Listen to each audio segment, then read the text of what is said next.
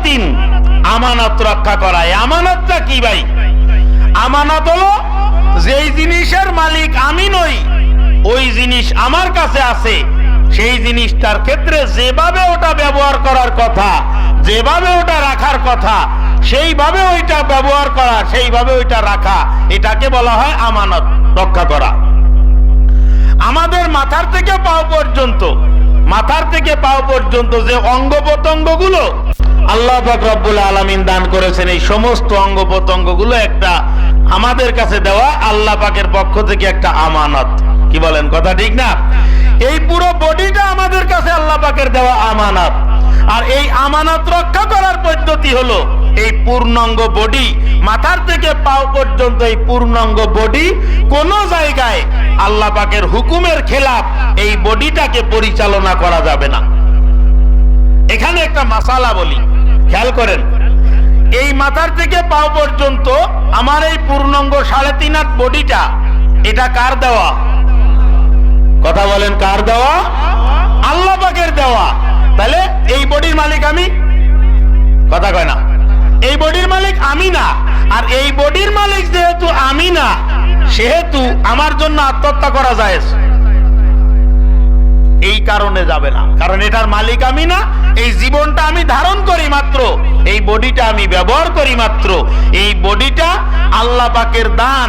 সুতরাং এই নিজে থেকে নিজে কোনো অঙ্গ প্রত্যঙ্গের ক্ষতি করা, নিজের জীবনের ক্ষতি সাধন করা, এইটা আমার জন্য এখতিয়ার নাই, কারণ হলো এটা আমার কাছে আমানত। কি কথা বুঝে আসছে না?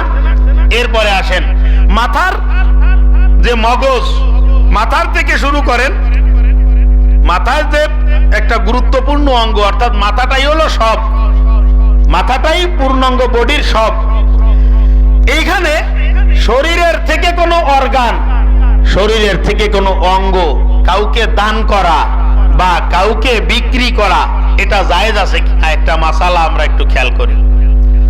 শরীরের থেকে কোনো অঙ্গ, মাথার থেকে পাও পর্যন্ত যে অঙ্গ প্রত্যঙ্গগুলো আছে, এই অঙ্গ প্রত্যঙ্গগুলোর মধ্য থেকে যেই অঙ্গ কেটে ফেললে, ছেটে ফেললে পরবর্তীতে আবার হয়, যে অঙ্গ আরেকবার হয়, ওই অঙ্গটা ছাড়া বাকি কোনো অঙ্গ বিক্রি করা জায়েজ নেই,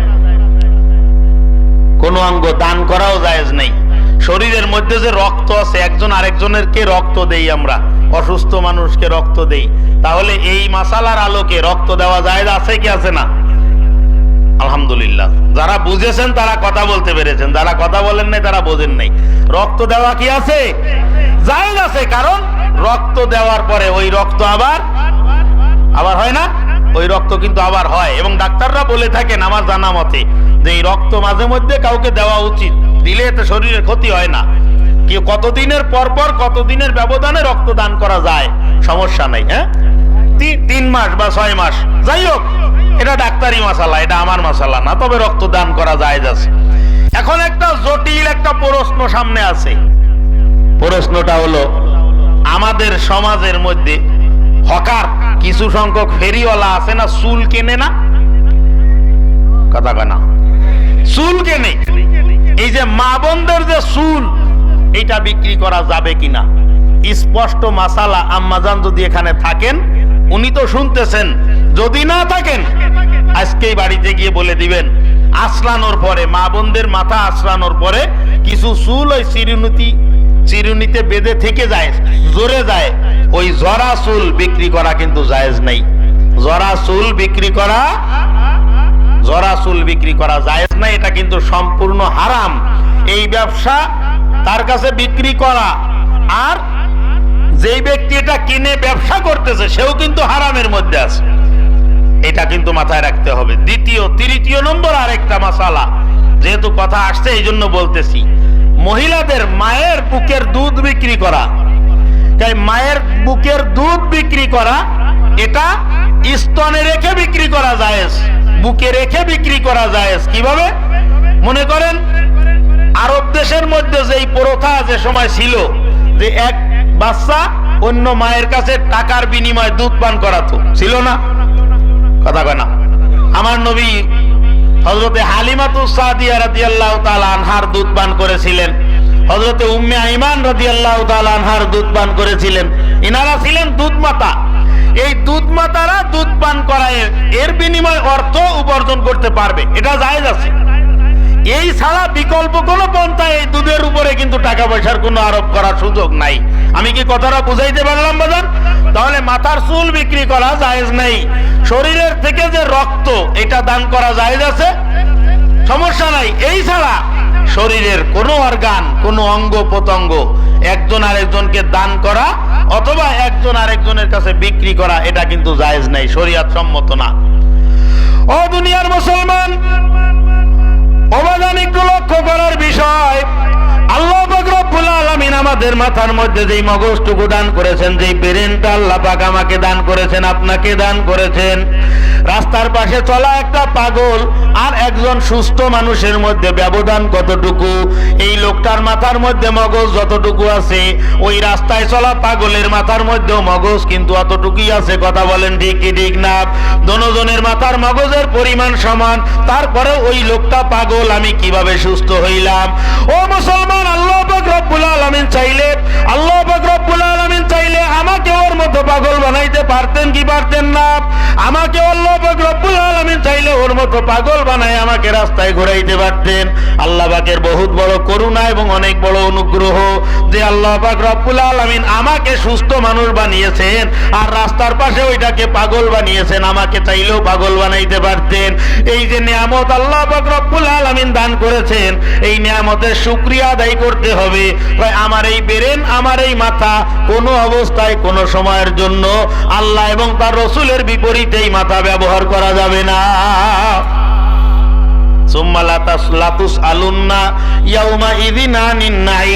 আল্লাহ পাক রব্বুল আলামিন বলতেছেন কিয়ামতের ময়দানে প্রত্যেকটা অঙ্গ সম্পর্কে, প্রত্যেকটা নিয়ামত সম্পর্কে কিয়ামতের ময়দানে অবশ্যই তোমাদেরকে জিজ্ঞাসা করা হবে। যতগুলো নিয়ামত আমি আল্লাহ পাক রব্বুল আলামিন দান করেছি, প্রত্যেকটা নিয়ামতের হিসাব আমি আল্লাহর দরবারে কিয়ামতের ময়দানে দিতে হবে।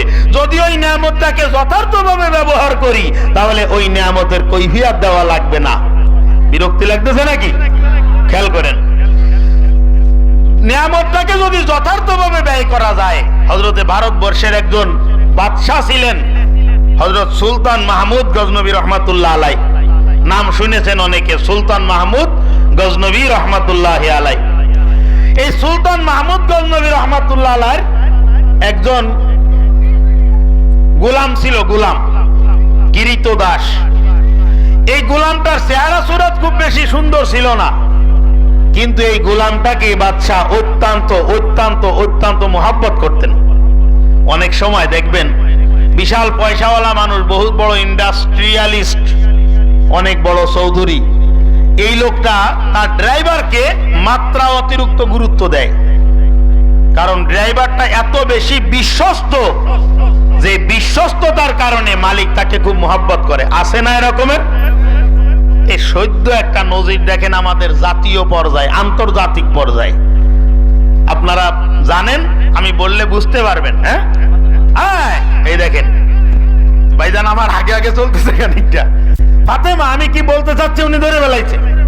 এই যে মরহুমা দেশনেত্রী বেগম খালেদা জিয়া কয়েকদিন আগে মৃত্যুবরণ করলেন, উনার যে পরিচারিকা ছিল ফাতেমা, একটা কাজের মেয়ে। আমি মনে করি 21 শতাব্দীর শ্রেষ্ঠ মহত্বপূর্ণ একটা সিদ্ধান্ত হয়েছে যে তাকে বোনের স্বীকৃতি দেওয়া, বোনের মর্যাদা দেওয়া। কি ফাতেমা যে কাজ করেছে খালেদা জিয়ার জন্য, তা সেই হিসাবে তার এরকম একটা মর্যাদা পাওনা ছিল না? কথা কন। এটা হলো নিয়ামতের শুকরিয়া আদায় করা। আমি বুঝাইতে চাচ্ছিলাম যে নিয়ামতের শুকরিয়া আদায় করা। সে যে অনুগ্রহ করেছে, সে যে কাজটা করেছে বেগম খালেদা জিয়ার জন্য, তা সেই অনুপাতে সে অনেক কিছু প্রাপ্তির আশা করে, অনেক কিছু সে ডিজার্ভ করে, এটা তার প্রাপ্য। এরকম ভাবে নিয়ামতের কদর করা, যদি নিয়ামতের কদর করা যায়, আল্লাহ পাকের দেওয়া সমস্ত নিয়ামতের যদি কদর করা যায়, তাহলে সেই নিয়ামতের মধ্যে বৃদ্ধি পায়। একটু মহব্বতে বলেন সুবহানাল্লাহ। আর নিয়ামতের সঙ্গে যদি গাদ্দারি করা হয়, নিয়ামতের সঙ্গে গাদ্দারি করলে ওই নিয়ামত কিন্তু হাতছাড়া হয়ে যায়।